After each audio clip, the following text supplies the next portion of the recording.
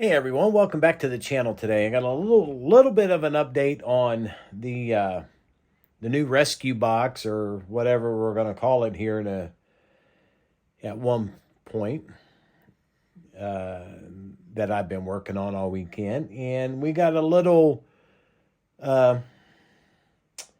another neat little emergency light gadget or find, I guess we could call it, for you guys out there that are building these types of models. So let me turn this camera around and show you what I'm talking about. Well, there's our box for now.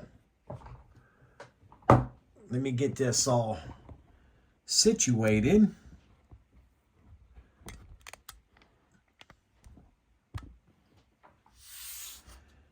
Start getting this took apart a little bit.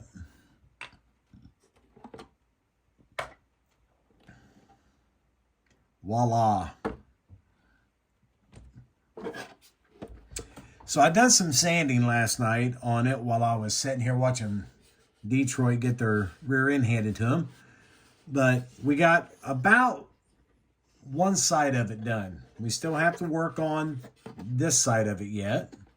You can see all the stuff we got to sand off yet. But on the back, that little gap up there, that's not going to be visible. We're going to put a piece of tread plate up here, and then we'll make our door. We put tread plate on the sides.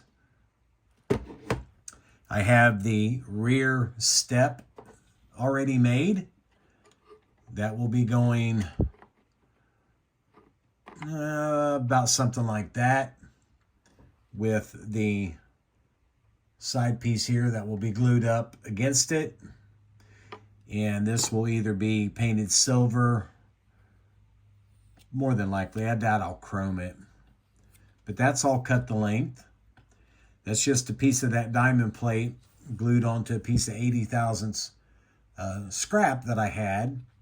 And then I wrapped this 20 thousandths by 80 around it. Real easy to make. But we got the top on, the front's done, and we got the bottom done.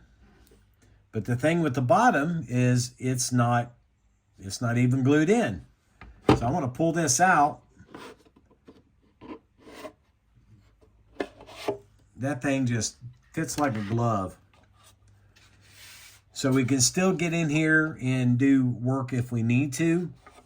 I put these I think there's 60 by 250 on the inside for this bottom to rest on.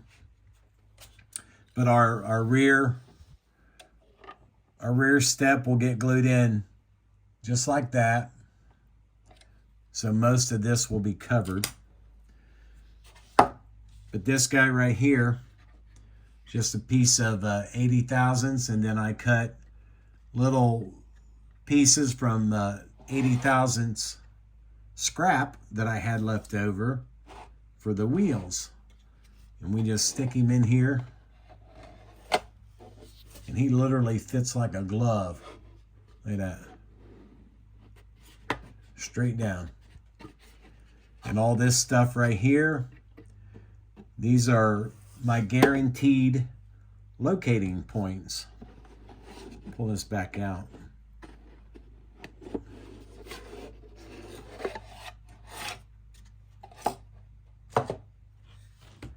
But what we'll do is this frame will sit in the back like that, and then it locks in on these two guys right here on both sides.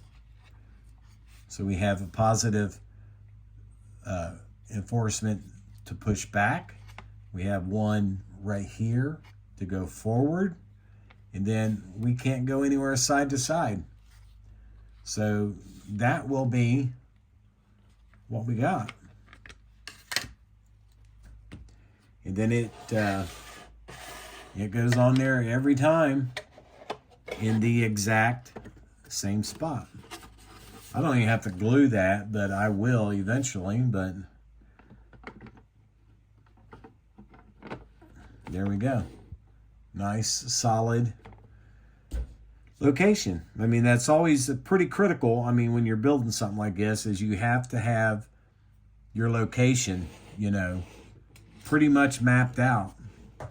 So when we get to the point of putting this on, I know my hand's probably going to be in the way, but it will be something like that. Not much of a step. And of course, we'll put some handles, some grab bars and stuff on there. But another thing I wanted to talk to you guys about, and you remember when I was doing the ambulance build, I was showing the little, I think it was 8 by 10 millimeter fashion jewels that we used for the lights on the box. Another little great ideal is to use buttons off of an old style Western shirt. And I'm sure everybody knows what I'm talking about. But these are ones that you can buy. Okay, they would clip on the back of the part that received this in the shirt. But you can find these in kind of an opaque white, clear looking color. You can find them in red. I got a whole bag of them still left. I haven't used these in years, but that was one thing I used to use all the time before I discovered the fashion jewels. Now on this one right here, I simply just pushed all those little pieces down. And then if I decide to use them on this box, pull this up here, they'll just glue right on there. Just like that. And that makes a handy dandy emergency light that, you know, is pretty much readily available anywhere. You can paint these very carefully with the clear red and, you know, intensify the shade of the color a little bit more. And then, of course, these can be painted, you know, any color you want. Orange, red, green, blue, yellow, whatever. They hold the paint real well. And like I said, I've had these for a while. I actually had a friend send me a bunch of these that he no longer used, and I used to go to the old dollar store, not dollar store, but what am I thinking of here? Like the Goodwill. You go in there and find those Western shirts. You know, it might have 20 of those buttons on it, and you pay like $2 for the shirt. I'd bring it home, get the scissors out, and start cutting and chopping and pulling them buttons off. My wife thought I was absolutely insane, but it's another little, you know, the scale eye type of thing. And they work out really good. I may use them on this one. I'm not real sure yet because of the angle right here. I'd have to make something to keep them flush mounted, but I don't know yet. Still in the thought stages of that. I thought about using, you know, the little push pins that I make lights out of with some 9/32 tubing. That would probably be the easiest for the back of it anyway, but that's neither here nor there. But again, another little tip or trick or whatever for you guys that like to build, you know, older 60s, 70s, 80s emergency type of vehicles. All this stuff was relevant back then. So just another way to expand your modeling horizon, I guess. So I suppose with that being said, that's about all the update I have. we got an item in the mail.